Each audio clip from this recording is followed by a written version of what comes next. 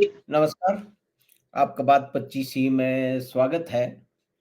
तो बात 25 में हम ये बात कर लेते हैं जाने-माने वित्तीय विशेषज्ञ और हमारे मित्र श्री शशांक भारद्वाज से कि अगला हफ्ता भारतीय शेयर मार्केट के लिए कैसा रहने वाला है और मंडे को विशेष तौर पे सोमवार को यानी कि कल किस तरह की गतिविधियां शेयर मार्केट में संभव है। तो हम जुड़ते हैं श्री शशांक भारद्वाज साहब से। शशांक जी नमस्कार, आपका स्वागत है बात 25 में। तो अगले नमस्कार। अगले सप्ताह क्या रहने वाला है शशांक भाई? आप ज़रा विस्तार से बताएँ।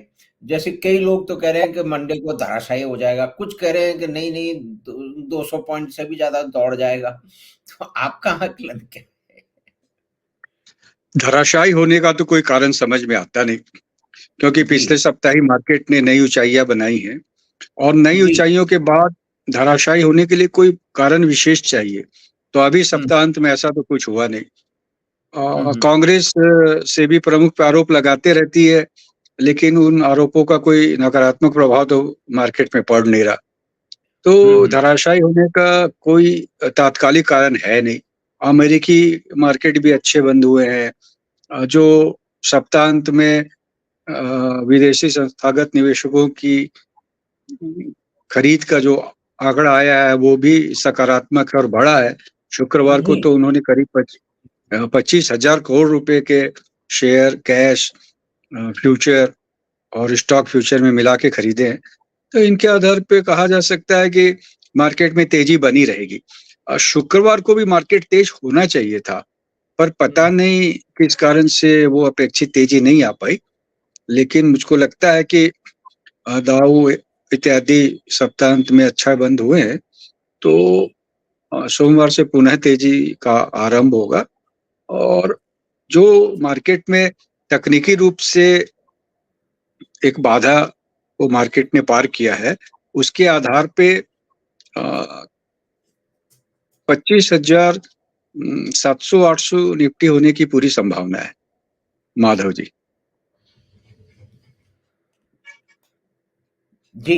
तो कौन से विशेष सेक्टर रहेंगे और कुछ 2-3 विशेष जो शेयर जिसके बारे में आप बता सकें कि उसमें कुछ बेहतरी की संभावनाएँ हैं। और हम यहाँ फिर ये इस बात को पुनः रिपीट कर देते हैं कि ये एक बातचीत हो रही है आगामी शेयर मार्केट की गतिविधियों की, कुछ क्षेत्रों की और कुछ शेयरों की, तो ये इन्वेस्टमेंट एडवाइस बिल्कुल नहीं है।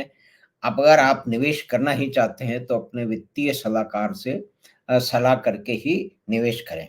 तो जी शशांक भाई कौन से मुख्य क्षेत्र रहेंगे और क्या सीमाएँ आप मान रहे हैं निफ्टी और बैंक निफ्टी और सेंसेक्स की और कौन से कुछ 3 शेयर रह सकते हैं आपके अंदाज में? मुझको लगता है कि बैंकिंग सेक्टर फिर से अच्छे होंगे हुँ, और निजी बैंक एवं सरकारी बैंक दोनों में पुनः खरीदारी आएगी। उसका कारण ये है कि अभी जो इनमें गिरावट आई, इनसे ये आकर्षक हो गए हैं और किसी भी अर्थव्यवस्था में जब बड़ा विकास होता है, तो उसके जी, सबसे बड़े लाभ मिलते हैं बैंकों को। तो जी, सरकारी बैंक और पीएसयू बैंक दोनों खरीदे जा सकते हैं और टेक्सटाइल में भी कुछ गतिविधियां अच्छी होंगी। अभी ऐसा कुछ समाचार है कि बांग्लादेश से बहुत सी टेक्सटाइल गतिविधियां भारत की ओर आ रही हैं, तो उस क्षेत्र को भी इसका लाभ मिलेगा। तो वर्तमान में तो ये 2 अच्छे लगते हैं। हाँ, रक्षा और रेल और जी, शिपिंग ये शेयर काफ़ी बढ़े थे और हम लगातार कह रहे थे कि इनमें एक गिरावट आ सकती है। ऊपरी स्तरों से तो वो गिरावट आई। अगर ये 10-15% और मिले या इनकी पी 30 से 40 के मध्य आ जाए, तो वहाँ पे आप इनमें खरीदारी करना प्रारंभ कर सकते हैं। क्षेत्र तो ये हो गए। शेयर विशेष की बात करें तो मुझको लगता है कि एनबीएफसी में एक चाल बनने की संभावना बन रही है, क्योंकि काफ़ी दिनों से ये मार्केट की तेजी में भाग नहीं ले पाए हैं। तो उसमें एक शेयर है फेड फाइनेंस। इसमें मेरा भी निवेश है और ये कंपनी मुझको लगता है कि पिछले सप्ताह जिस तरह का इसने अपनी गतिविधियां दिखाई हैं, इसमें एक अच्छी तेजी बन सकती है। साथ में स्टेट बैंक के शेयर अच्छे लगते हैं, पीएनबी और कैनरा बैंक, ये सब शेयर खरीदे जा सकते हैं। माधव जी।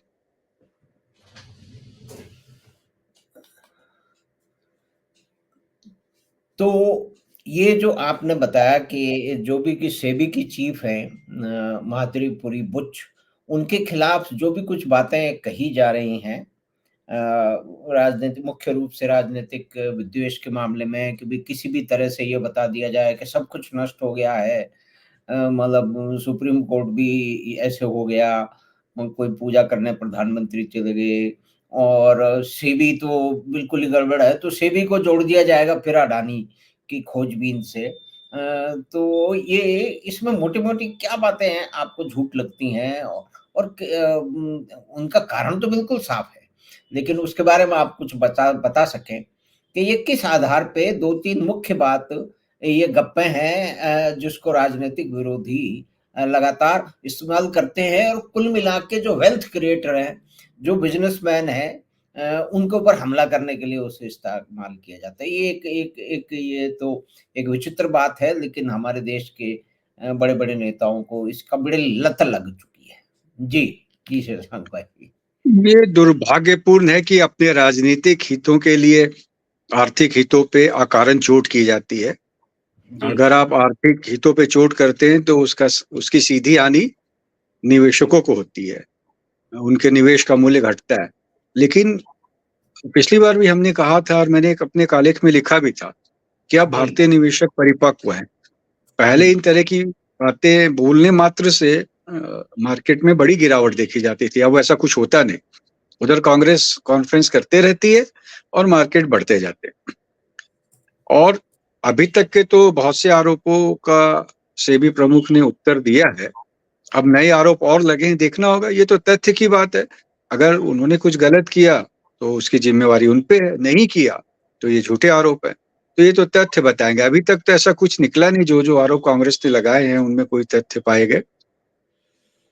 हाँ, अब राजनीतिक हित के लिए आरोप लगाते रहें तो वो अलग विषय है, पर ऐसा होना नहीं चाहिए। शेयर मार्केट में अब एक आर्थिक आधार पे चाल की प्रवृत्ति बन गई है, तो इसलिए ये सब बातें आती है तो इनको शेयर बाजार अवहेलना कर देता है और अपनी गति से अपने आर्थिक आधारों पे चलता रहता है। हमारी अर्थव्यवस्था की गति अच्छी है। हमारे यहाँ म्यूचुअल फंड में 40,000 करोड़ रुपए वार्षिक आ रहे हैं, 40 लाख डीमैट अकाउंट खुल रहे हैं, जी, शेयर बाजार का विस्तार हो रहा है। जी, ऐसे में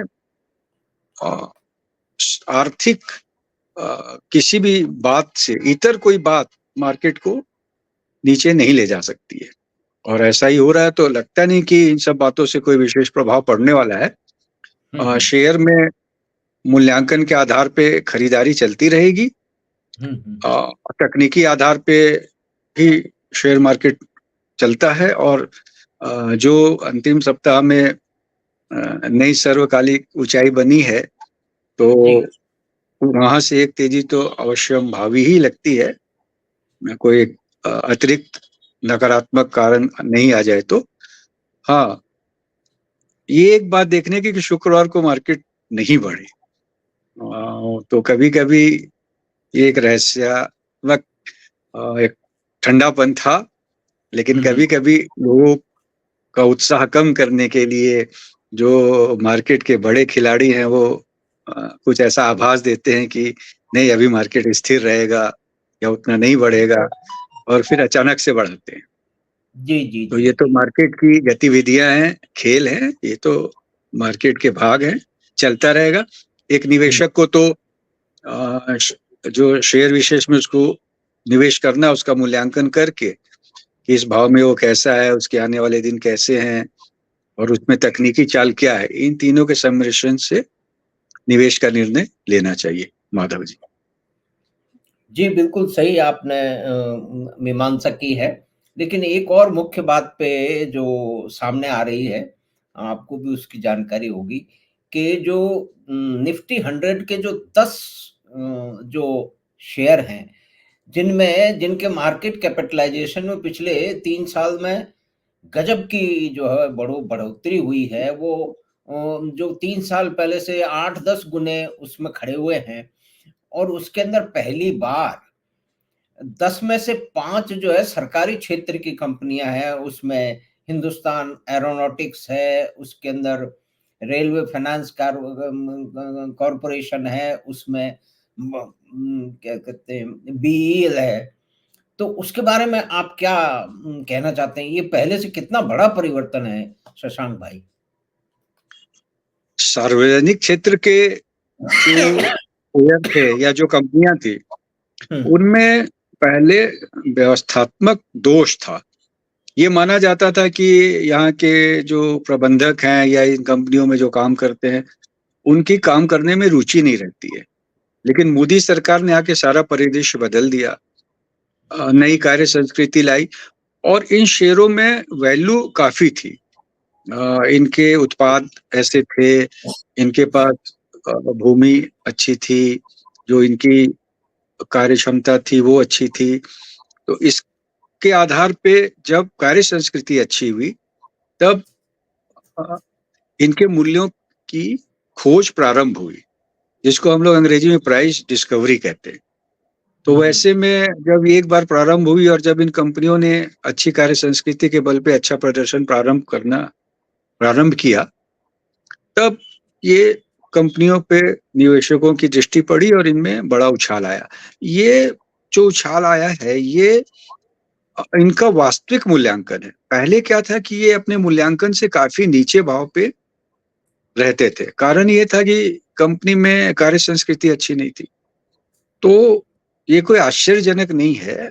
और अभी भी आप देखेंगे तो इनका लाभ काफी बढ़ा है पिछले कुछ वर्षों में। इनकी आय बढ़ी है, इनकी ईपीएस बढ़ी है और उसके आधार पे ये एक न्यायोचित मूल्यांकन पे आ गए हैं। तो इस पे ये हमें नहीं मानना चाहिए कि इतना बढ़ गए तो कोई बहुत बड़ा इसमें मैनिपुलेशन है। ये अपने सही मूल्यों की तरफ बढ़े और इसका एकमात्र कारण कार्य संस्कृति में सुधार है, माधव जी। और अभी ऐसी बहुत सी कंपनियां देखने को मिलेंगी और एक अच्छा आधार तैयार हो रहा है यहाँ पे अच्छे कार्यों का, और इसके लिए मोदी सरकार को पूरा श्रेय दिया जाना चाहिए, माधव जी। बिल्कुल सही आपने बताया शशांक भाई। तो ये जो पिछले 10 वर्षों में या मुख्य रूप से उनका प्रभाव आया पिछले 3-4 वर्षों में कि रक्षा के क्षेत्र में मुख्य रूप से और रेलवे के क्षेत्र में ये सारी जो पाँचों कंपनियाँ हैं, रक्षा क्षेत्र है, उसकी हैं और बैंकों के क्षेत्र में भी ये जो सुधार हुए हैं और उन्हीं का असर ये दिख रहा है। तो आपका ये आकलन है कि अ, आने वाले सोमवार को यानी कि कल मार्केट की गति उत्तम ही रहनी चाहिए, आगे ही बढ़ना चाहिए। वैसे भी फिर शेयर मार्केट है वो अपनी गति से चलता है, कोई घटना कहीं हो जाए उसका असर पूरी दुनिया के बाज़ारों पे पड़ता है, सब लोग इंटरलिंक्ड हैं, एक-दूसरे से जुड़े हुए हैं। तो शशांक भाई आपका बहुत-बहुत धन्यवाद कि आपने आगामी हफ्ते की और मुख्य रूप से सोमवार को शेयर मार्केट में क्या संभावनाएँ हैं, कौन से क्षेत्र हैं? जी शशांक भाई आप कुछ कहना चाह रहे हैं, प्लीज़ कहिए। एक अच्छी बात हुई, जी, शेयर मार्केट में ना राजनीति का भी प्रभाव पड़ता है। तो जी, जी। अभी जो कांग्रेस ने एक राजनीति शुरू की, मैं एक अर्थ के आधार पे इसको गलत बता रहा हूँ, कि जो निःशुल्कता की राजनीति प्रारंभ की और उसको चरम पे ले गए। यानी आपने कह दिया कि हम 8500 रुपये महिला को देंगे प्रति हुँ, माह। तो ये अर्थव्यवस्था के साथ एक परिहास था, उसका उपहास था। हुँ, और इस आधार पे राजनीति में थोड़ी दिशा बदली भी। लेकिन हिमाचल में जो हुआ, हुँ, जैसी आर्थिक अराजकता वहां आई, आर्थिक कठिनाई आई, सरकारी कर्मचारियों के वेतन के लिए धन नहीं था। तो इससे इस जो निःशुल्कता की राजनीति है, इसको एक बड़ा झटका लगेगा, क्योंकि लोगों के सामने यथार्थ सामने आएगा। और जब यथार्थ सामने आएगा और लोग समझेंगे कि नहीं, इस राजनीति से कोई लाभ होने वाला नहीं है और ये दुर्दशा की ओर ही ले जाती है, तब इस आधार पे मतों का ध्रुवीकरण नहीं होगा। और ये नहीं होगा तो ये भारतीय राजनीति के लिए बहुत अच्छी बात है, और भारतीय अर्थव्यवस्था के लिए, आर्थिक जगत के लिए तो बहुत बहुत अच्छी बात है। तो ये एक बड़ा परिवर्तन आया है, और इससे हमारी अर्थव्यवस्था को जो एक चोट पहुंचने की बात थी निःशुल्कता की राजनीति से, उसका प्रभाव कम होगा आने वाले दिन में। तो ये एक बड़ी महत्वपूर्ण घटना है, और ये भारत के लिए एक और अच्छी बात है। माधव।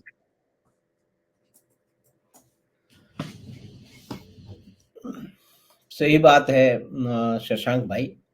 तो आपका बहुत-बहुत धन्यवाद कि आपने शेयर मार्केट की आगामी गतिविधियों के बारे में, मार्केट के बारे में, कुछ घटनाओं के बारे में, और राजनीतिक छाया जो शेयर मार्केट पर लगातार डालने की कोशिश की जा रही है, किस तरह से उद्यमियों को और वेल्थ क्रिएटर को गाली देने का एक बहुत पुरानी संस्कृति है, उसका निर्वाह बड़े लंबे समय से हमारे भारत में हो रहा है।